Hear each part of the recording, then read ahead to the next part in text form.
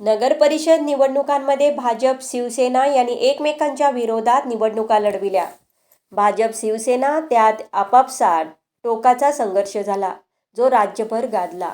खासदार नारायण राणे यांनी पुढाकार घेत जिल्हा परिषद पंचायत समितीत महायुतीची एकजूट बांधली.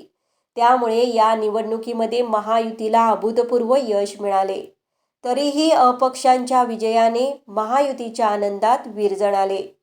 महायुतीने जिल्हा परिषदेत 50 पैकी 41 जागांवर यश संपादन केले, तर पंचायत समितीमध्ये 100 पैकी 86 जागांवर विजय मिळविला.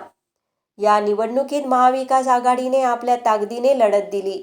मात्र यात महाविकास आघाडी भुईसपाट झाली.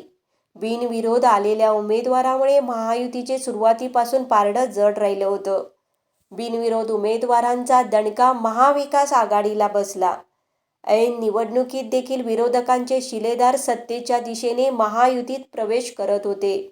त्यामुळे या प्रवेशांचा दणका विरोधकांना बसला, तर अपक्ष बंडखोरांनी महायुतीला फटका दिला.